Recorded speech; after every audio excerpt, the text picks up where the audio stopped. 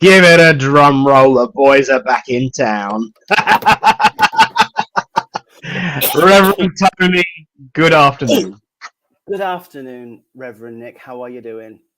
Amazingly wonderfully well, and it is so good to see you back. Now, yes, we can hear in your voice that healing is still required, so please keep sending the healing to Reverend T. But it's good to be back together, mate, and It is. And I apologise for last week. I've got yet another chest infection, as you can hear. But I thought, I can't miss another week. For some reason, we were talking earlier, Spirit have been at me with a sledgehammer and leading me by the proverbial ring through the nose. So I need to be on, and there's things obviously that need to be talked about. So let's see where we go. here you are. Yes, when they come. Absolutely. And yes, so we are streaming on Facebook and YouTube for those that are interested. And yes, mother dear, you are indeed Facebook user, but we guessed by the welcome comment of afternoon boys, because I think she's the only one that calls us boys. Yeah. But yeah, it's good to be back. It's good to have you back, and it's great to see everybody lining up again this fine Friday. Yes. So Absolutely. Please keep your comments coming in because you lead the conversation. Yes. And I know that there are more people. Yeah, there's more people watching than there are commenting. So get your asses chatting. Blooper reel. It's going to be one of those days, I'm sure. It is. It's great to be back, and it's great to see the glow in your eyes again, dear. Yes. Because we did miss you. I certainly missed our chat. So yes, share, like, subscribe, let the world know what we're about. Tell them we're here. Yeah. In actual fact, I have learned that you can click at highlight in the comments, and everyone who is your friend will see what you've asked them to see. That's a new one on Facebook. Which is quite useful, and I may do that in a moment.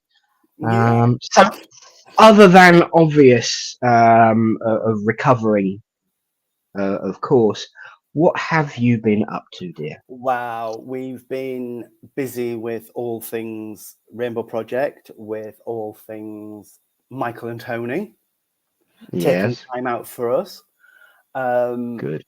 Yeah, and I've been to a all-men's sewing class. Yes. Now, if you hadn't mentioned it, I certainly would. Yeah, it's really cool. Really cool. It's a lovely group called Sew with the Lads. And it's a little shop in our local town, in a town local to us. And they run lots of craft projects for people to partake in. And good afternoon, Tony. Sorry, I'm not sure about that. Okay, who was talking to her? Never mind. But yes, I've made a pair of trousers that I'm wearing at this moment. Fantastic. Very comfy they are too. Very comfy they are too. But yeah, it's good. Learning new skills. Absolutely, definitely, and you, yes. Sir? Well, yes. I've been thoroughly busy. It's been amazing. Had some really great conversations this week.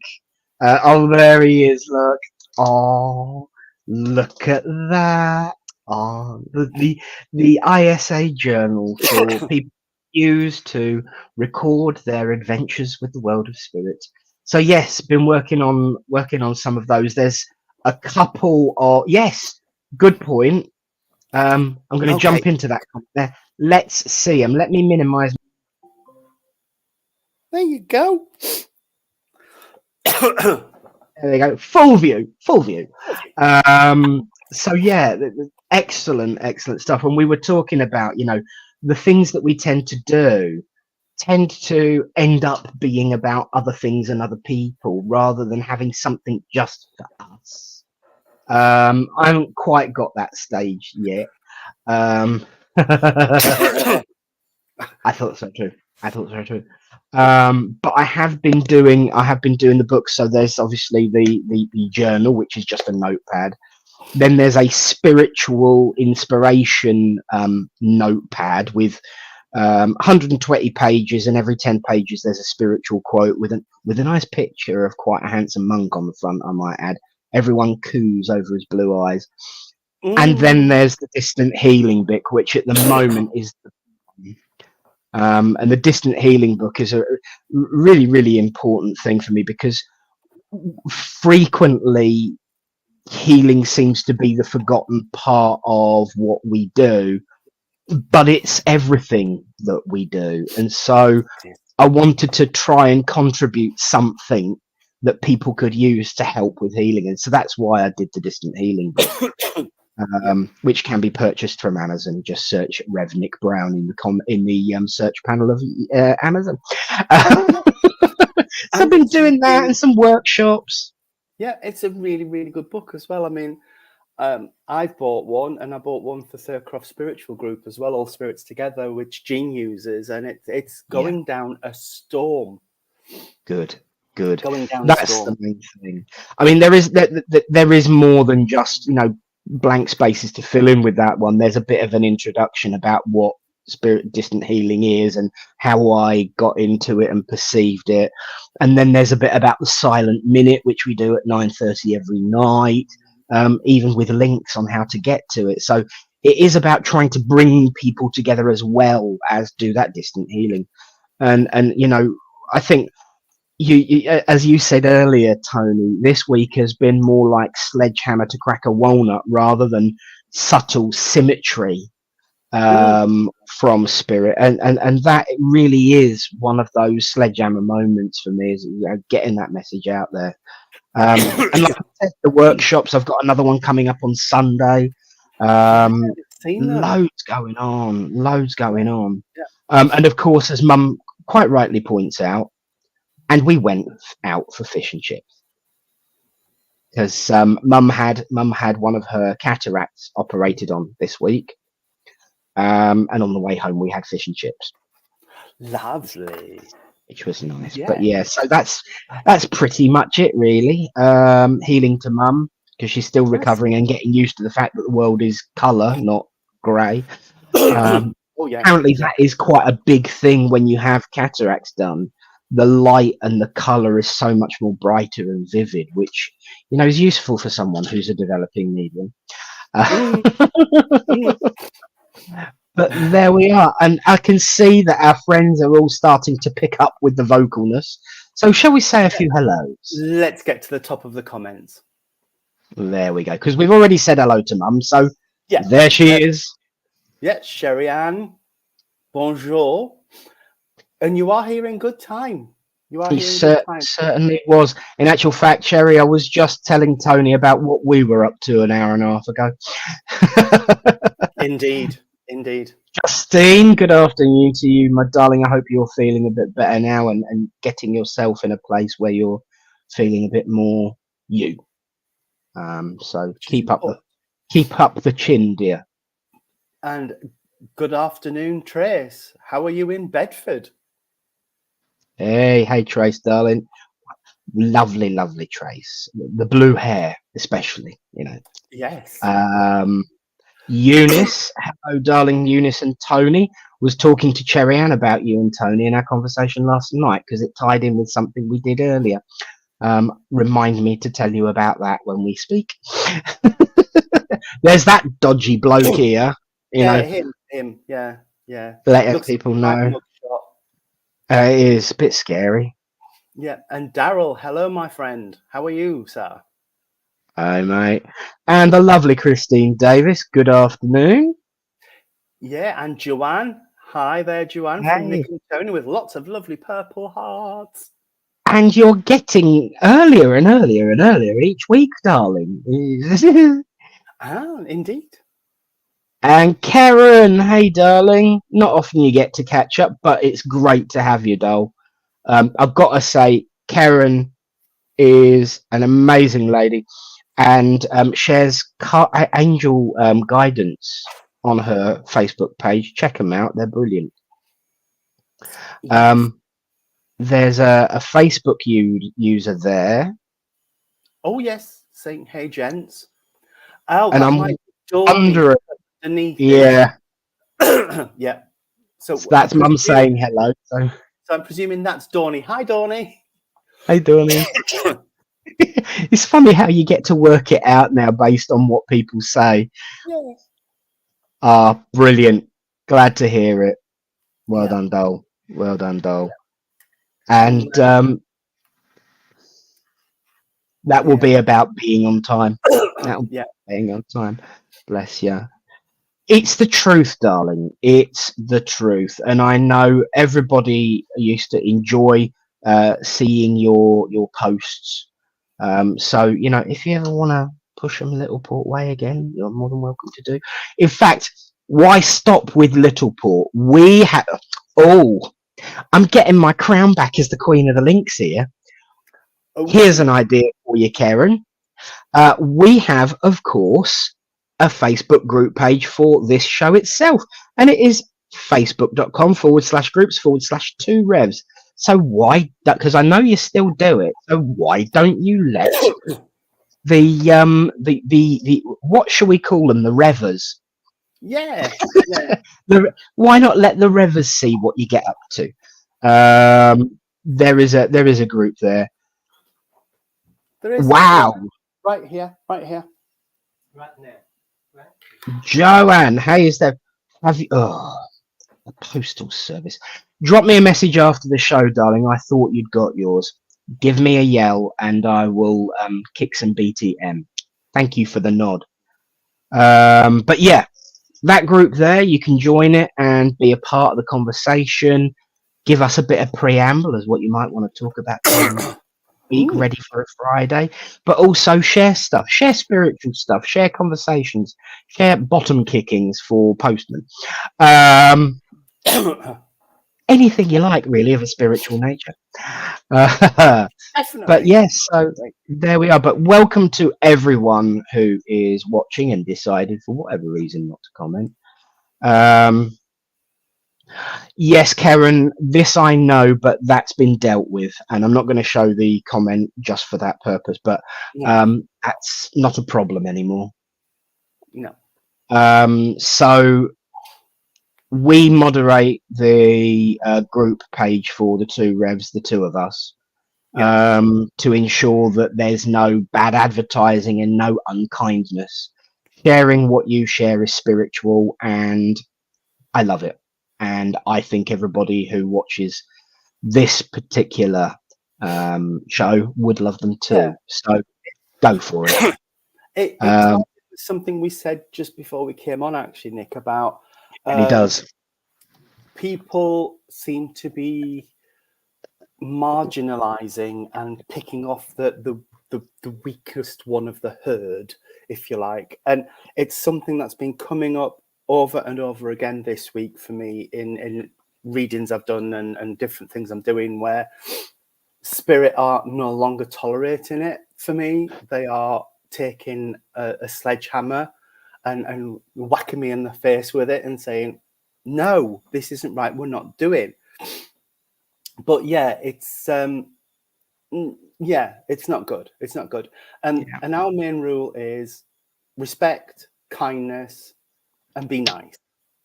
Yeah, absolutely. And it won't be tolerated in the groups. It won't. Anything other than that will not be tolerated at all. Hey, is someone? Lovely Ruth is back. Do you know what? Ruth is actually still in the list of, if you are a Facebook user, go to the following web address and give the software we use permission to use your name. StreamYard.com/Facebook. Ruth did it and it worked. I haven't changed it since you fixed your thing. Oh, look. So there you go. That's a good way of being reminded to show people how to do that. But yeah, you're absolutely right, Tony. And that sledgehammer walnut moment is exactly what I've been feeling. And for me, the only way I can put it is literally, up until now, it's now come on, my lovelies, be nice to each other. be good, be kind, be generous, be of spiritual. And now it's just the message is pure and simple: grow the hell up. Yeah, my mind's been with a few expletives around that as well. Yeah. But I mean, I'm not saying we are anything special or anybody important, but it's got to come from those in the public eye.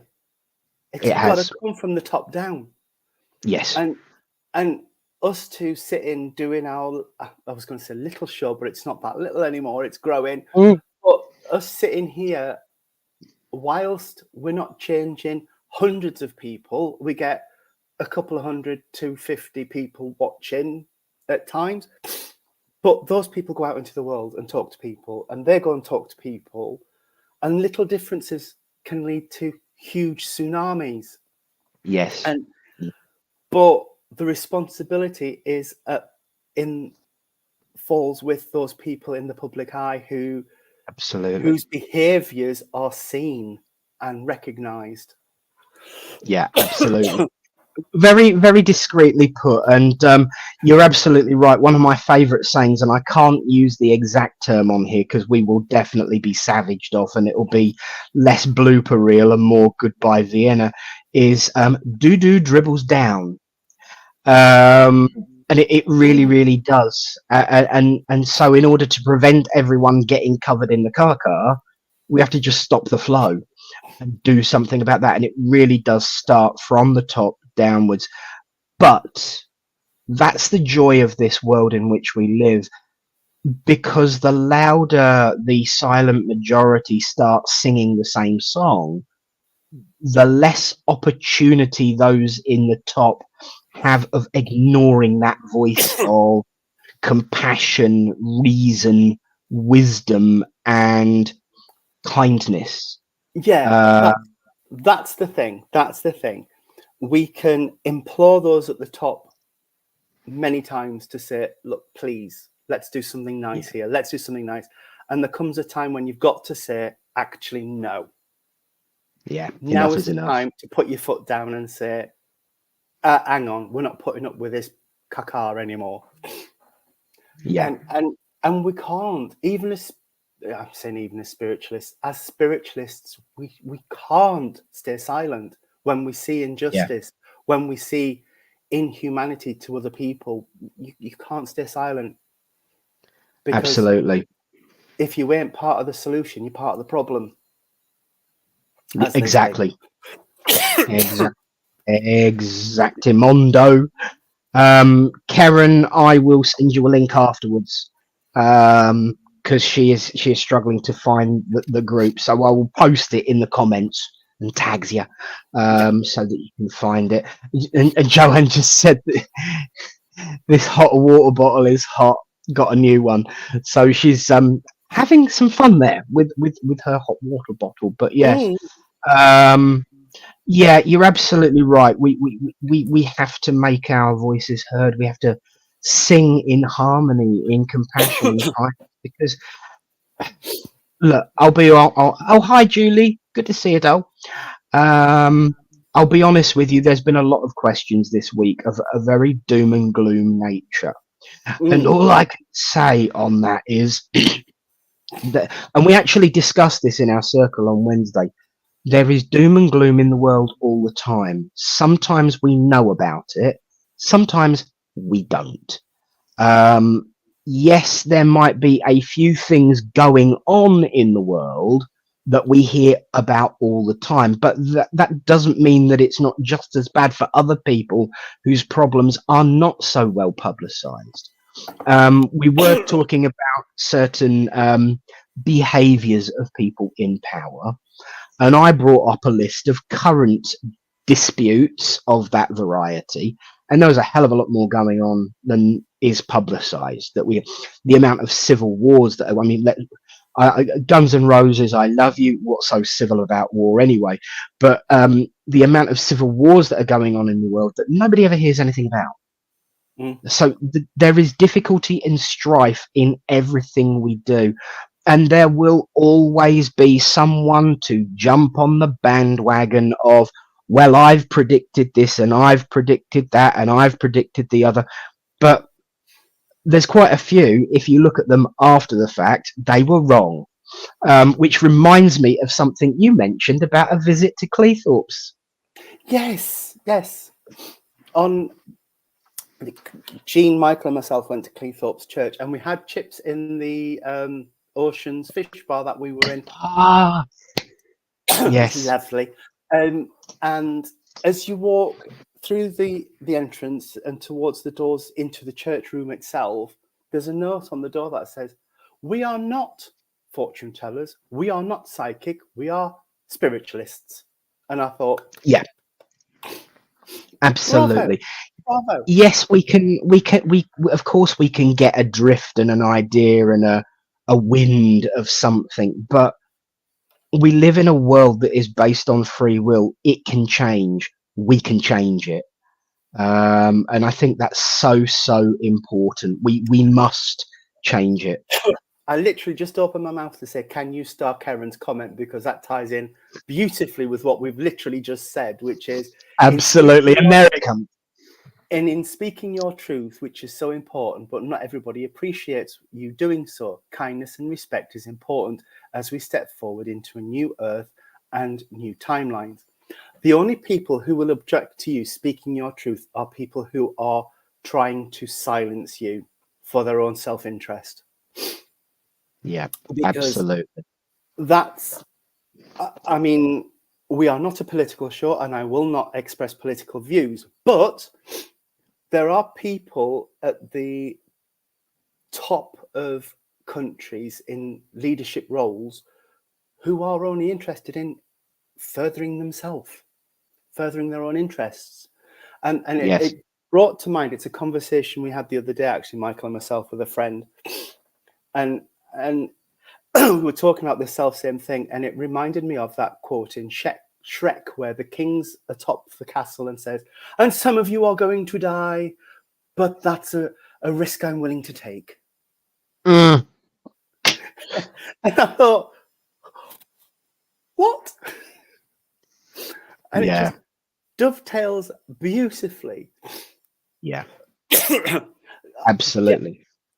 Jason's just made a point that we should pick on at some point as well. But yeah, Let's pick on now, because I'm feeling in the vibe. You know, you're absolutely right. I do agree that there are oracles and seers, but the problem with prophecy, and first and foremost, prophecy literally means the word of spirit.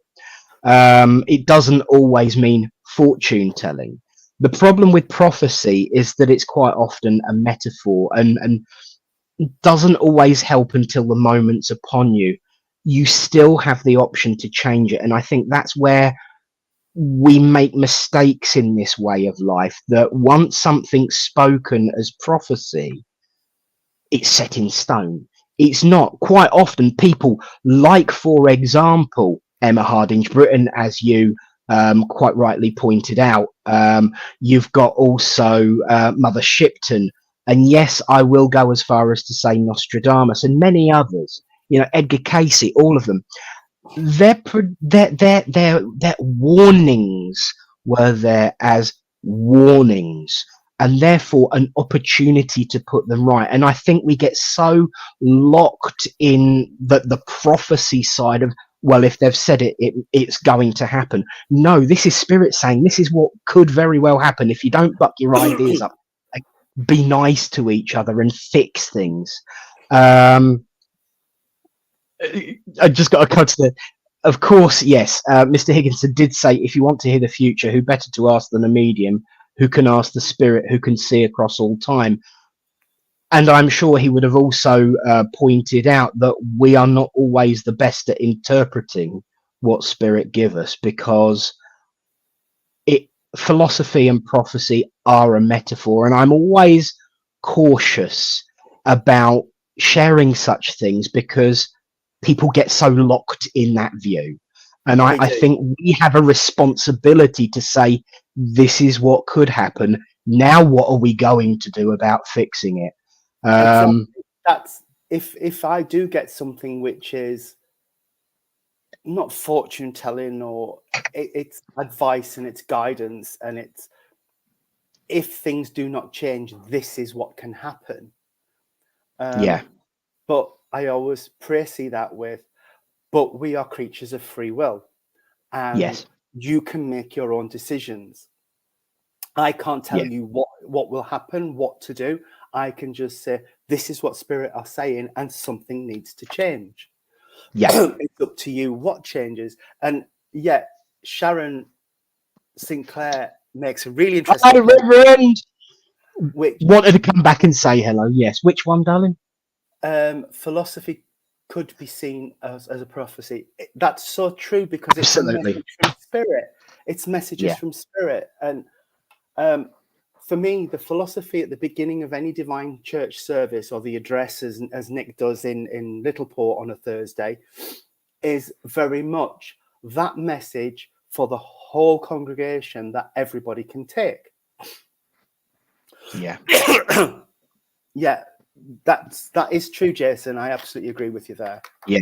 Completely. Completely. Once you've made somebody aware of what could be potentially ahead, they're already aware of it, and they can change their actions to suit. Absolutely. The way I often describe, because you know, even though I come up with some really, really convoluted and occasionally pretentious words from Spirit, yes, Eunice, I know you're watching. I do try and make things obvious when I get my helping head on. The way I perceive it is that, and this is kind of like half Lynn, half me, because this is how she used to describe it. We are standing at the bottom of a really tall tower, and Spirit are right up at the top. Now, if you look out to the horizon, due to the curved nature of the Earth, and also time, I might add, you can see the horizon so far. But the higher up you are, the further away of the horizon you can see. Now, you could probably see someone walking along a path towards that tower from a great distance, and Spirit can see them coming, and eventually I'll see it when they're right on top of me. But at any point in time, they could walk a different path and turn away and never reach the tower. And that is how I describe this fortune telling aspect of our way of life. And I don't want to call it, prediction, even, because that would be unfair to call it prediction, even though it is. But Spirit predictions are more accurate because of their view, because they can see what's going on more than we can. But that free will always means that there's bound to be some kind of curve going on around. And if something's meant to be, I truly believe that it's meant to be, which kind of ties in, I've just noticed, with what Jason was saying. It's why when people ask about love and who can you tell me who, and all of that kind of thing, and they will be able to guide and direct, but it's ultimately our choice. It really is ultimately our choice, as you said. And then he follows up with a very interesting point about, if you're told something, you will look for it and you will work to make that happen, which means you might miss out on so much else by focusing on what you've already been told. I mean, it always comes down to those hideous statements some people make about, oh, I can see you dying in 6 months. Well, you get that wrapped up and focused on it, you're likely to make it happen, because you're like, oh my God, so it's best Absolutely. to give a broad brush look at and say, but we're creatures of free will. You make your own choices and life decisions. Absolutely, and they will help us out. Of course, they'll help us out, but we have to be open to the subtle symmetry, or in this week's case, the not so subtle sledgehammer of symmetry. But even if there is something that is an absolute, and I genuinely do not believe there is such a thing as an absolute, whether we should tell people that or not. And you mentioned, I can see someone dying. the one that I use that as an example as why we shouldn't. If you have two people come to you, they're in their 60s, they've been saving for 20 years to save up for a round the world cruise for 3 months, and they come to you for a reading before they go off, and you know that within 6 months one of them is going to be in spirit. The question is, do you ruin the best 3 months worth of memory making of their life by sharing that truth? Absolutely not. So again, it comes back to the responsibility of the medium to make sure that that information is confirmed. Before I get too deeply in, there is a couple of people that's joined that we haven't said hello to properly yet. Firstly, hello, Reverend Sharon. Hello, Mr. Neil Payne. Good to see you. Get used to that face, matey. You're going to be, oh no, not waking up to it. That would probably be getting me in trouble. Viewing it on screen very frequently, very soon. I'm so looking forward to Neil and Tony's show along with Paul on the round table. Ye knights, be gallant. You know, and of course, Sue Parry has joined us. Good to see you, darling. Have we caught up with everyone? I think so. Ruthie Johnson. Still sending healing to Sue's arm. Absolutely, yes. Oh, there he is. And Reverend Adi. Good to see you, darling.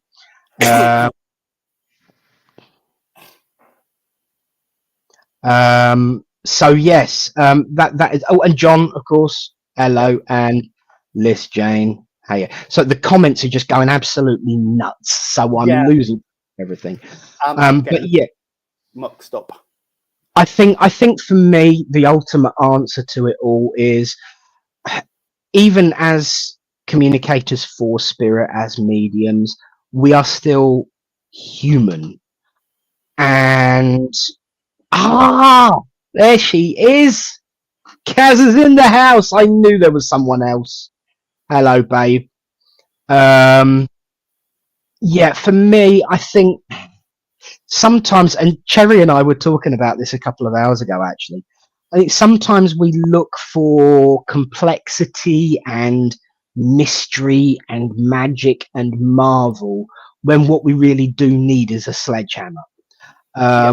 You've been giving people kickings all week. I've been getting kickings all week from them upstairs.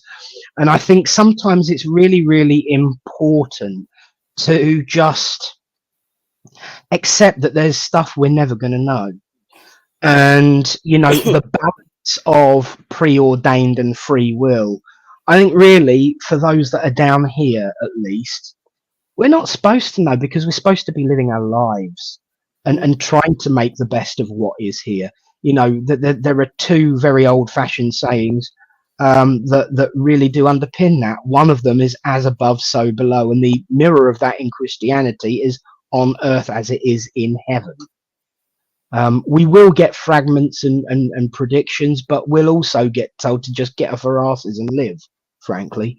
And you know, frequently, that certainly Gordon, when he's coming through to me and giving me a good slap, you know, get on with it, dear, you know, is usually the calling card that I get.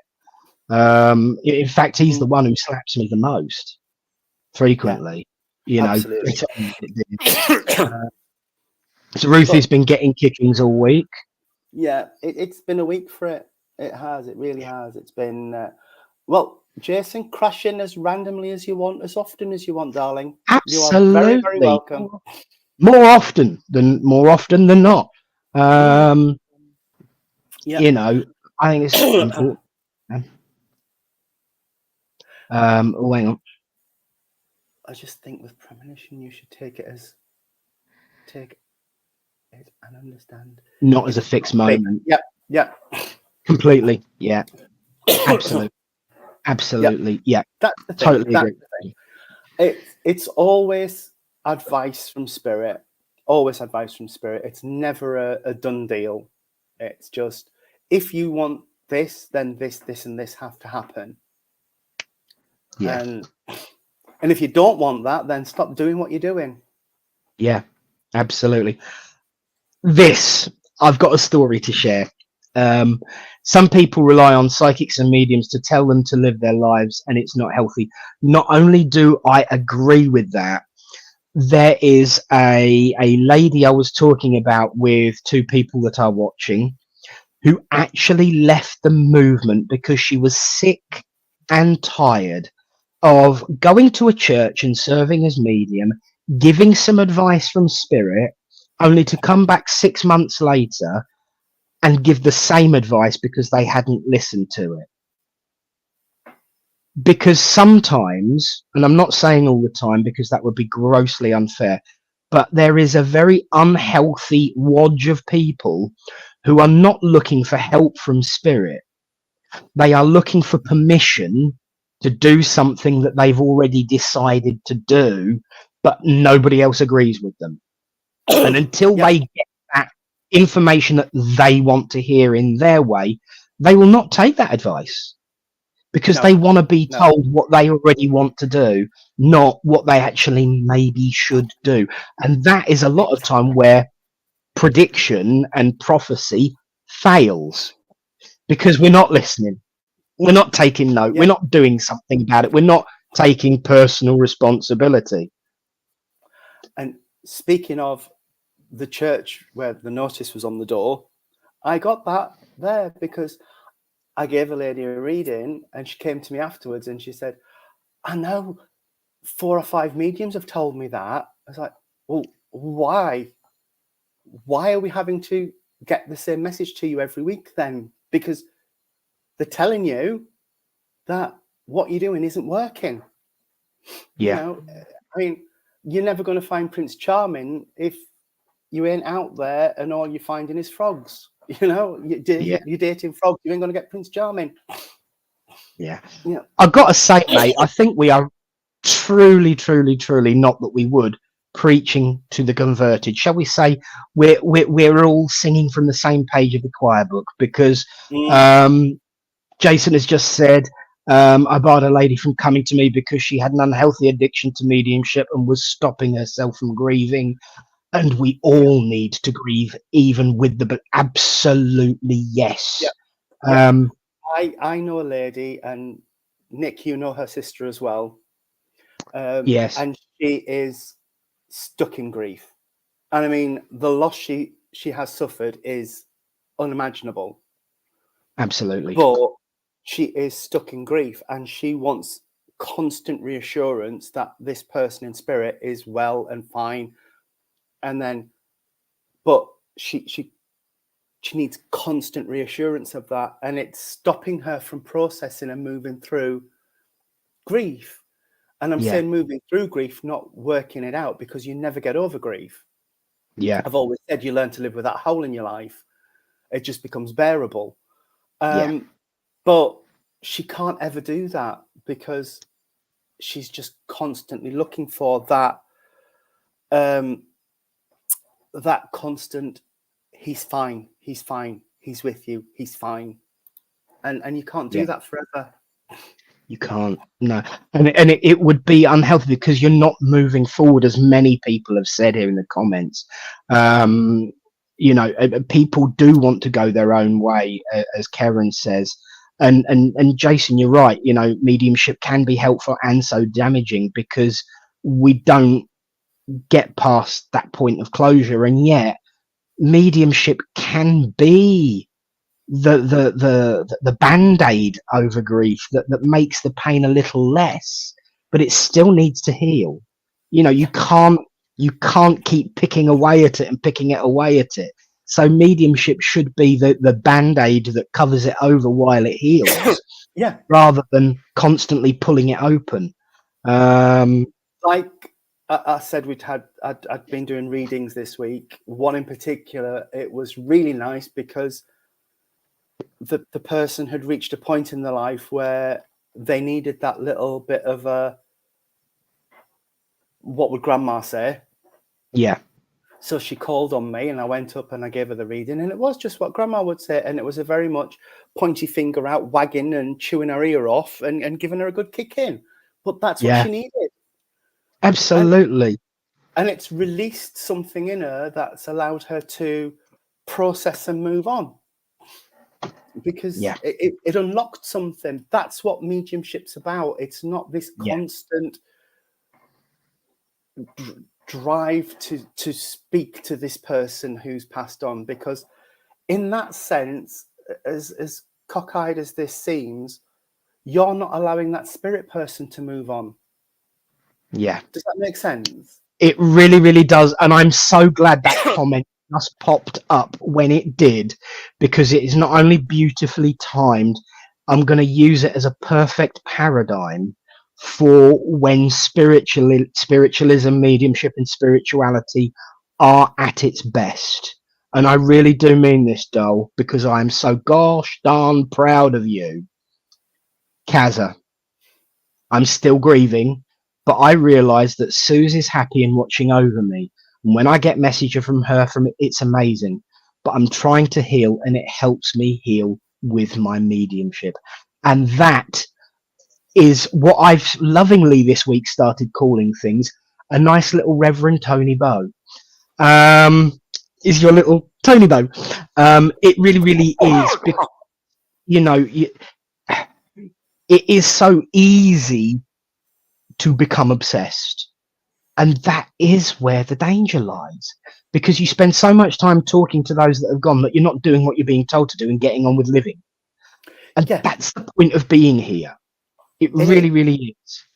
It is. And the other point to that is, I went through a phase, Jean, myself, and Michael, we got that, I don't want to say hooked, but we got that engrossed in what we were doing that we did 120 plus services a week in a year. We were exhausted, absolutely exhausted. And like you, it sort of led to the comment we made at the beginning about my sewing class, that I was doing ministry, I was doing Rainbow Project stuff, I was doing more ministry, I was dealing with other people's issues, and there was no time for just us and just me and finding my own thing. So you need that balance, I think is the word that's coming to mind. You need that balance of, yes, while it's good to look after everybody else and make sure they're okay, you've got to look after yourself and be kind to yourself as well. And absolutely. 3 major chest infections in 3 months and 3 lots of antibiotics and steroids has just been a little bit of a reminder to hang on a minute. You know? Yeah. Be there for yourself as much as as everybody else. And you know, this is so true. Thank you. I'm reminded of a phrase that was given to me by my guide, who frequently says, a lifeguard is taught to put themselves away from danger with the person they are trying to save, because if you both get in trouble, you're both screwed. His words, not mine. I'll blame him. And Sharon, you're absolutely right. That's where the church is helped, because it's more than just the mediumship. It is the philosophy, the prophecy, the philosophy, the readings. We had a gorgeous reading last night. Eunice, you've got it typed out. Share it on the group page as well. If not, post it and I'll share it to the group page, because it actually ties in beautifully with what we're talking about today. And you know, the readings, the philosophy, but also that sense of community. There's one person who I've got to say has amazed me that I've met this week. I've known a relative of his a long time, but him personally I didn't. And he came to church. He got a message from that loved one that had passed, and he came back and he says, "I've not come for a message. I've come to be amongst people that I can trust while I build myself back up." That's what a church is. A church is its people, the community, the social net that really does help us come back from that difficulty. And, you know, like you said about the hole, I always say there is, you know, no quick fix to grief, and there shouldn't be. And whilst it doesn't actually get better, you get better at managing it. And that's where the strength comes. And it certainly comes from numbers and people, each other. Yeah. I just wanted to pick up, Jason reinforced a point that I made earlier about that's the person in spirit not being able to continue their journey. And Jason just said he remembers his grandma coming to him in visitation and said she had to go for a while to carry on with her journey. So we hugged, kissed, blended together, and then she left. And I now know if she does come through, it's because it's needed. And if she doesn't, it's because she's living her own life in the hereafter. Beautifully said. Beautifully said. Yeah. And Daniel, I will put your granddad in my healing book. Daniel says, he's in hospital visiting granddad. Sorry, cannot join in this week. Have a good weekend, all. So Yes. I will put your granddad in my healing book and he will be in our prayers tonight. Absolutely. Absolutely. Yeah. Yeah. Look, I'm just here to hear other people getting the messages. Exactly. I love that. I love the fact that I always say at the end of a service, there are times you can get around everybody if the messages are short and to the point. But I always say, sorry if I've not been able to get around everybody. I do apologize, but I hope you've been able to take something away from the service. Yeah. Even if you didn't get a message. And people come up and say, no, it's fine because a bit of that message rang true and a bit of that message rang true. And it's learning. It's what, was it Sharon said earlier about philosophy being prophecy? Yes. Yeah, and absolutely. Philosophy is that message for everybody. Absolutely. And every message has an element of philosophy in it from spirit. It's the teaching from spirit. And I think it's wonderful. It really, really is. And, you know, the what you've just said absolutely resonates with me because as everybody who watches on a Thursday night would know, as chair, I don't very often get a message. I think I get more than I used to be fair, and I'm very fortunate. But most mediums tend to focus on the congregation and the chair quite rightly. So when I get a message, I like to share the evidence, the proof, and the validation with everyone, not just the mediums, so that they can see how that works. But for me, absolutely, truly, the most amazing part is seeing the faces of other people getting the messages. And that is, you know, kind of almost unique in the sense that I'm facing everyone so I can see everyone. You can't always when you're in the congregation. Like last night, somebody who has been coming a couple of times, never got a message before, a little bit uncertain. I've got to say, the medium turned to him and said, "Can I come to you? You would understand this, and this." And he turned to Daryl, who was sitting next to him, and he went, and for me, that was fabulous, amazing, brilliant, perfect, and validation of its own. And I get my confirmation of spirit every time in the eyes and the expressions of people getting those messages. And it's just amazing to see. It really, really is. But a medium last night, absolutely amazing. If you haven't seen it already, go watch her. Yeah, definitely. It brings me to something Michael always says about it. We always say our job is to prove life eternal. So if you've given somebody a message and it's evidence-based and it's substantive and it's like people say, you were 100% spot on. If that's the case, why do they keep coming back? You know, and that's an interesting point. You come back because you want that connection, not just to the spirit, but to those people sitting around you who are like-minded, who are singing from the same hymn sheet. To quote, bye, Karen. To quote what you said earlier, we all like to be around people who look like us and smell like us, you know. So that it's that, and what you can, Sharon, they are fabulous books. Well done. You do. You just belong, Sharon. You do. It's somewhere where you belong and you feel comfortable and you feel safe. And I think that's and definitely. Jason, you're spot on, absolutely spot on. And it goes back to what I've said. It's not this sounds counterintuitive. It's not about the messages. It's about the teaching. It's about the philosophy. It's about the ethos of a church. It's about, and I'm not saying all spiritualist churches built equal, because they're not. I've been to a couple of churches where I've thought energy just feels a little bit cliquey and prickly in here, and I'm not, no, it doesn't fit for me. And yet, I should have, right. I'm going to follow this train of thought, so bear with me. It's a bit messy and convoluted, but Go on. I was invited to this little church somewhere down in Cambridge, and certain things happened I couldn't get, and then I was booked, and then a pandemic hit, and then we went online and we did some online services with them. Really weird lot. They really are very cultish and flying around on broomsticks, and altar with, you know, sacrificial whatever's on it. But then we got down. We got down there, and it really did feel like coming home. I knew it would, because I knew we shared something. I knew that the ethos was right and the mindset was right.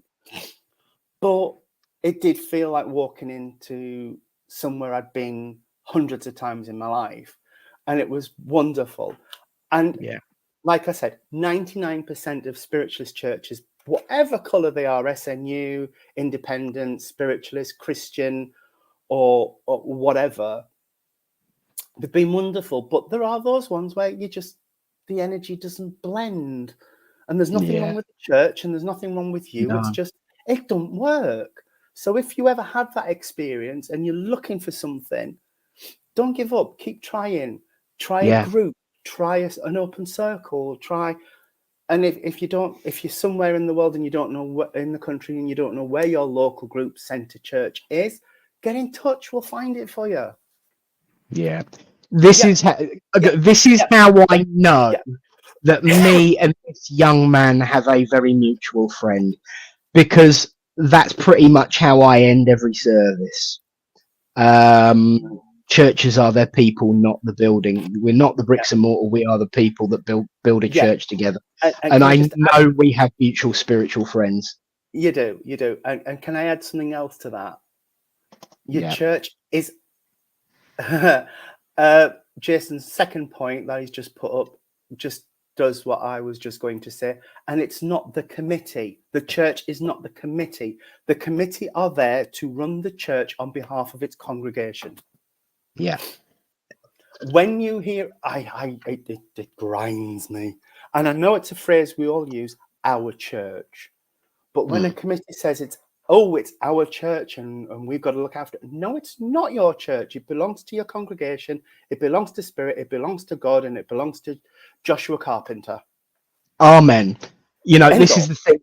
When I say my church, I refer to it in the sense of it's the church that I go to.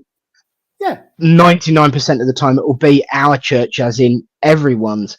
My favourite thing is when people come in for the first time and they see me up the front in the dog collar, they come mulching along and say, "Oh, so you're the one that runs this church then?" And my instant response, and I know there's a couple of people watching are going to love this and totally agree with it. No, my dear, I'm the one who does as he's told. Yeah. Because we don't have a committee, we have a congregation. Congregation make the decisions. The congregation lead it. I do what they tell me to do. And, it's the church we belong to. Absolutely, yes. Absolutely, yes. And yes, so when people say to me, "Oh, you run Little Port, don't you?" And I think, no, I just do as I'm told. The only one that does, mind you. And I try not to, but it never works. But yeah, it is a group effort. We don't have. This is why I love a ministry-led. I know it isn't going to always work in practice just the same, but but you don't always do as you are told. Thanks, Mother. We don't have a committee. We have a congregation. The people that attend are the ones who make the decisions. And, people will come and say, It's something as simple as, Nick, why have you not got any decaf tea? Nick, can't we have this when we have our food next time? Nick, have you tried doing this? You know, I've been sidelined and side railed. Now, sometimes they do it to catch me out with little fishing wire and strobe light gags at Christmas when I do my if the curtain twitches and the lights start flickering. Like, can we have the lights down a little lower this week? Yes, just so that they can have strobe lights flashing in the background and scare the what's it out of me to take the mick. But you know, I'm not so pretentious that I'm above and beyond that sort of thing. I thought it was blooming hilarious. And Yeah. that's the part of a community. It's not about me, it's about us. Yeah. And that brings in the very last sentence of Jason's point, which is the committee changed and the church itself changed, and I decided it was no longer for me. Yeah. If you don't do what the congregation and spirit, what nurtures them, what takes them forward, they're going to vote with their feet. Yeah. They're going to vote with their feet. And I'm not saying it's for this reason, but there are still so many churches closing. There's a lovely church Yeah. that I I've saw. been to on a regular basis, and it's so sad when they have to close the doors, because It it is is. a warm, loving church. Yeah. And yeah, It's always a shame to see a beacon of light go out. But I stand by what I said. I really, really do stand by what I said. I said, do not let that diminish the impact and light that it is already shone. I know that beacon of light has gone out now, but look at the people it has helped. Look at the people it has impacted, and do not let it bring you down, because of the work that has been done by that group of people is always going to be there forever. And I have to say, Linda, who runs the church, who posted that it was closing, she's worked her what's it off trying to keep that church open. She really has. She's gone way above and beyond, and power to her for trying for this long. And it's hopefully, you never know, somebody might be able to help and pick it up again. But at the minute, I ain't got time. Yeah. It's a long comment, but I just want to share this because totally agree. Recently gave a message to a Canadian actor. I found it really difficult because everyone knows all about him already. However, the evidence-based info I gave him astonished him. He thought one of his friends had told me about him, and since asked English relatives be able to clarify the evidence I gave him. Spirit is nearly always true. You just have to believe. It is a matter of trust. And that trust ties in very nicely with what this young man has just said. I choose and pick where I serve, as a little bit of respect goes a long way. Trust and respect are at the core of every church. Trust and respect for each other, for spirit, for what needs to be done, for how it's conducted. That trust and that respect is everything.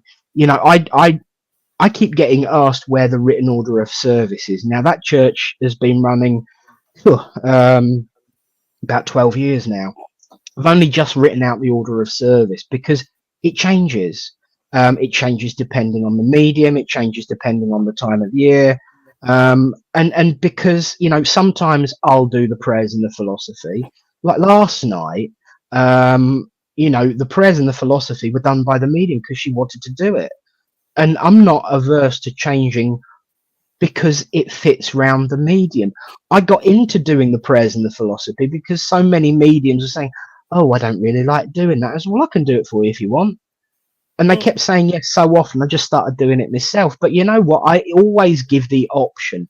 Would you like to be doing it? And for me, that point where I shut up and leave it to the medium, it's down to them. I'm not counting how many minutes it is that they take to do a message. Obviously, I'm chairing, so I'm ensuring everything's moving nicely and respectful. And I'm monitoring the clock only so that I can nudge them at 1:45 and say, you got 15 minutes. I don't even say one more anymore. And that I learned from chairing for a medium. John, bless his heart, he turned round to me and he could see me looking at the clock, and he looked over my shoulder and he said, "Do you want to say something?" This was 25 years ago, first time I ever chaired for anybody, scared the what's it out of me. And he said, "You got something you want to say?" And I said, "Yeah, just one more." And he went, "Oh, how long have I got?" "About 10 minutes. He went, "Right, okay. Can I come to you? You've got this. Thank you, God bless. Can I come to you? This. And he did one message per minute just to spite me and to prove a point. And so now I just give a 15-minute warning. The next time he came, and ever since, because he still comes, bless him, John Ennis, Reverend as well, lovely guy. He came. He when he came back, and you could see him looking at the clock, and he was looking at, and he went to look over his shoulder as I put my hand up, and he was getting ready to pop me down again, and I went, 15 minutes, John. And it was like, you remembered. Yes, because I've learned from that and passed it on. And so you can learn from the mediums, you can learn from the congregation as a chair, anyone in a position of need. I'm not even going to say responsibility, in a position of need at a church can learn from each other. And I'm always evolving the way I chair a service. You know, I used to get really, really nervous about looking after the computer because it makes me worry that people are thinking that I'm doing something on the laptop and not focusing on the service. So now the screen is projected behind me on a 6-foot display. Everyone can see when the mouse is moving and I'm replying to a comment to an online congregant. Because the online congregation kept us going through the pandemic, as you know, you were part of it, mate. You know, I owed it to them to bring them back into the hall with us. And you know, it's funny you should say about when you first come down. I remember it was about an hour before we realised that we'd never actually physically met. Yeah, we'd never been in the same space ever, other than cyberspace, which was brilliant. And Jason's just picked up on that about learning and moving on. And yeah, if somebody's new in a church, it's good to just say, it's fine, it'll be what it's meant to be.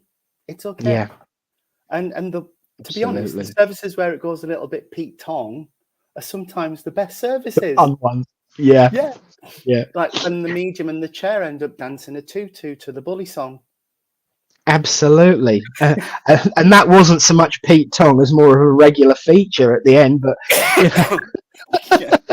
But it should be uplifting and a laugh. You know, it goes back to what Tony, Adi, and Barry did at Christmas. They were a bit worried afterwards. We hope you weren't offended by that. No, I wasn't. I thought it was blooming hilarious. And it knocks down that view of their stuffy and all that stuff about what they do. You know, people can see what we do more now because of the world of the online. But there's still that, oh, are they miserable? Are they mardy? Are we allowed to breathe? You know, if you can stand with a bit of fishing wire and make a curtain twitch, you can pretty much get away with most things. Yeah, you can. And you're right. I mean, I have been to so many churches, just to pick up on that last point Jason's just put in about, but it's good for her to see that no one cares. I've been to so many churches where it's like, oh no, you must stand at this point and you must sit down at this point and you must do this and that must be done before that. And no, just go with the flow. I mean, it's nice to have a loose structure. Look, much like, do you remember when we first started this and we had bullet points of stuff that we would talk about just in case nobody joined and nobody talked about? It's nice to have a little framework of stuff, a little backup. But it ain't the 10 Commandments. It's not carved in stone. It's a service for people, and Cherry, I hope you're still watching, darling, after what he just said. But it is, isn't it? It's about spending time together in the company of those who've gone home before us, and it's not. They don't care if you do the prayer at 3 minutes past 7 or at 5 minutes past 7. Yeah, absolutely. God forbid you should do the collection before the last hymn. Whoa, you know? Yeah, absolutely. Yeah, I'm actually with Jason on this one. Don't get me wrong. If I go to a church and that's what they want, I'll do it because I'm respectful of the church that I'm serving and their way, just like I would expect anybody to be the same for me. But for me, I think standing for prayer is something very personal. Prayer is something very internal, and making a big show of it, you know, it's just for the fact that we pray together that somebody says the prayer at all. If I had my way, we'd all be telepathic and share it within our minds. I'm with you. Stand up, sit down, stand up. No, I'm not in all that. You've probably had a rough day. You come for a little bit of upliftment and light. The last thing you want to be doing is being up and down like a what's it. I very nearly said something. Yo-yo, that'll do. Being up and down like a yo-yo when you've had a rough day. So yeah. I mean, like you said, we do applaud the medium. Just to say thank you. I have to admit, though, I'm the same as you, Jason. When they start applauding after the philosophy, I'm like, whatever, because I'm not. It's not about me. It's not about me. But I do like to show appreciation, and yes, Jason. I always say, can you join me in the silence? How you join me in the silence is entirely up to you. Yeah. I like you said, prayer is a communication between you and the divine, and how you choose to do that is up to you. I mean, quite right. I believe that might be Mother, because Mum wouldn't be able to be up and down all the time in a service. She has mobility issues. If that's you, Mum, thank you. If it's not, I apologise for misidentifying you as my mother. You're my mummy now. It's that whole point. There was a lovely lady called June Bower in the first ever circle I was a member of. Lynn always used to say, now bow your heads and join together in prayer. She would deliberately go,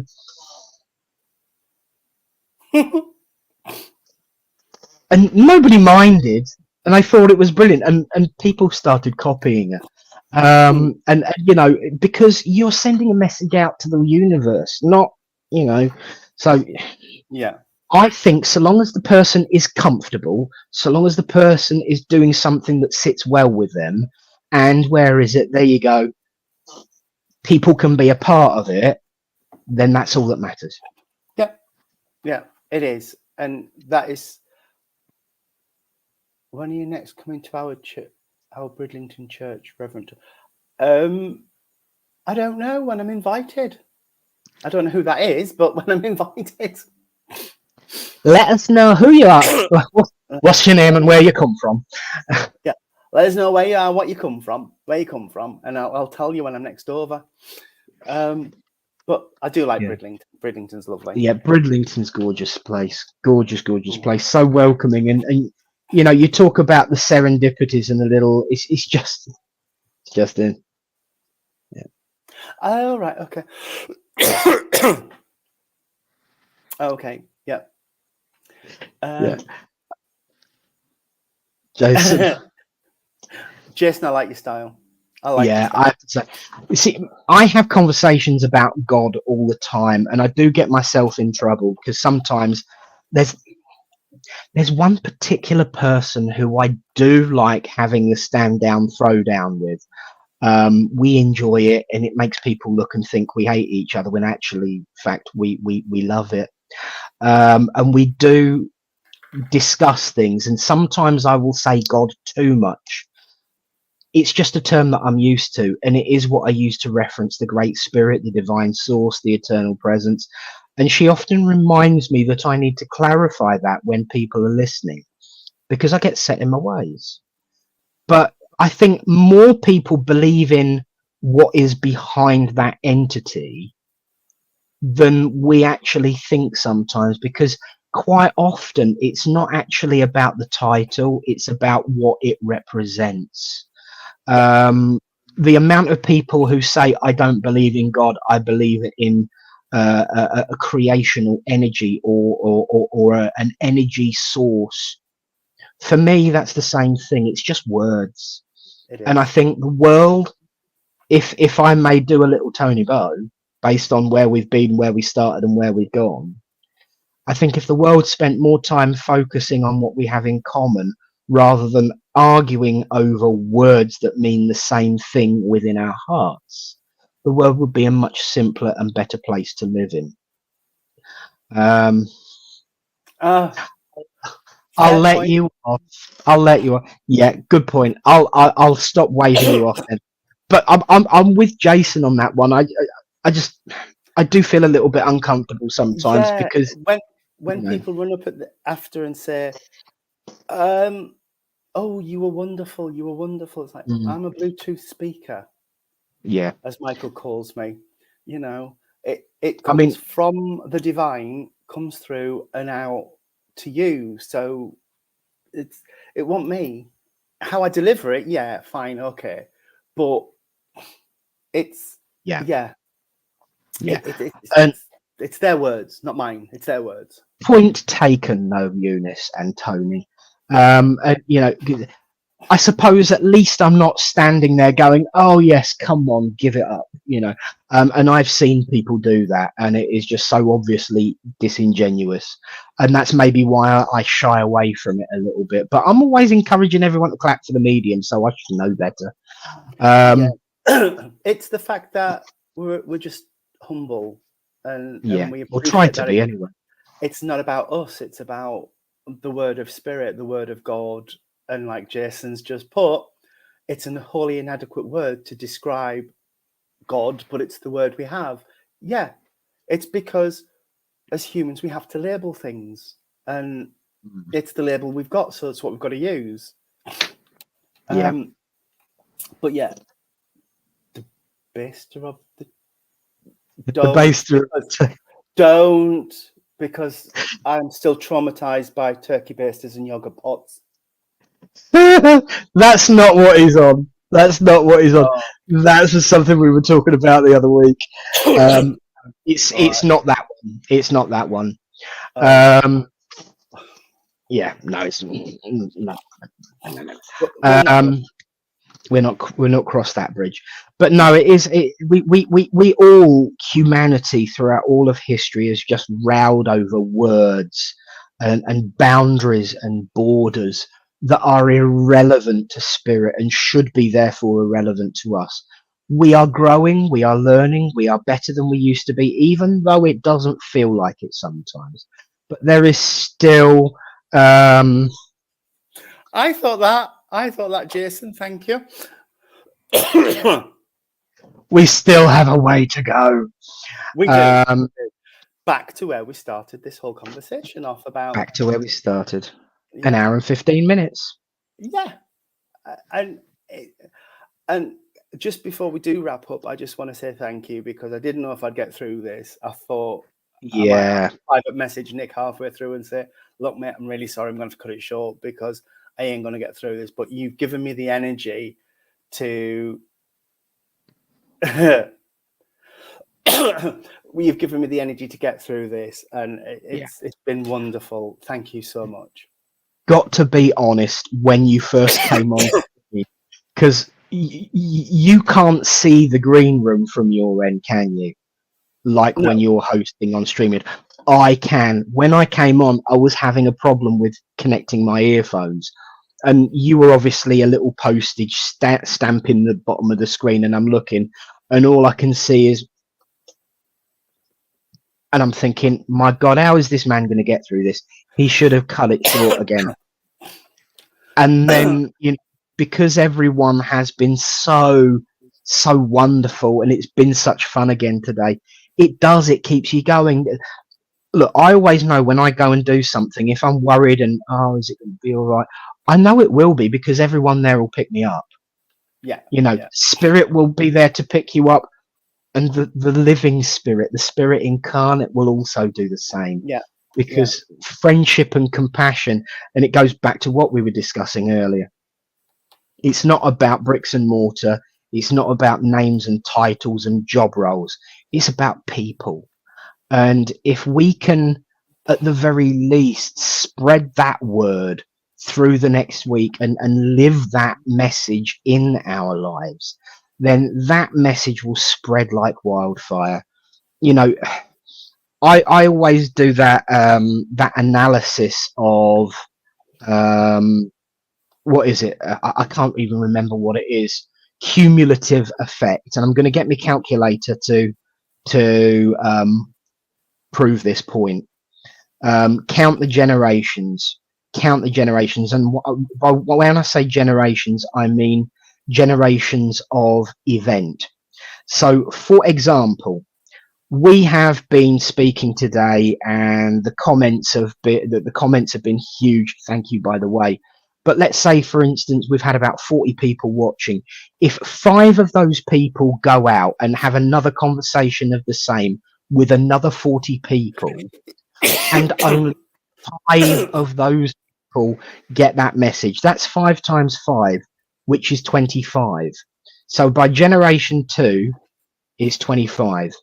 Again, because of the cumulative effect, the next generation is 25 times 25. That's 625 people in generation 3. Again, cumulative, next generation, that's 360,000 people. Do the same again. 5 generations is 140 million, which is way more than on the planet. So if you think changing the world one step at a time, one soul at a time is impossible, nah, it's more than possible. We've just got to try. And just because something seems impossible doesn't mean to say it's improbable. Hello, Sir Arthur. So let's try. Jason, that is an amazing statistic. Yeah, I sobbed at the film Schindler's List. I sobbed. Yeah. But that's the difference it makes. That's the difference it makes. Yeah. Yeah. And it can be done, people, just one conversation at a time. Yeah. All it takes. Nobody's expecting one person to save the world. That is where religion goes wrong. We are spiritualists. We're all in it together. Together, we can all make a huge difference. Yeah. I know he said he didn't do enough. He should have saved more, but that is bigger than the population of the town that I live in. Yeah. That's the point. Exactly. But we've come full circle, and that whole thing, Jason, could be a complete thing on its own. It might actually go on the podcast list. Yes, let's do that.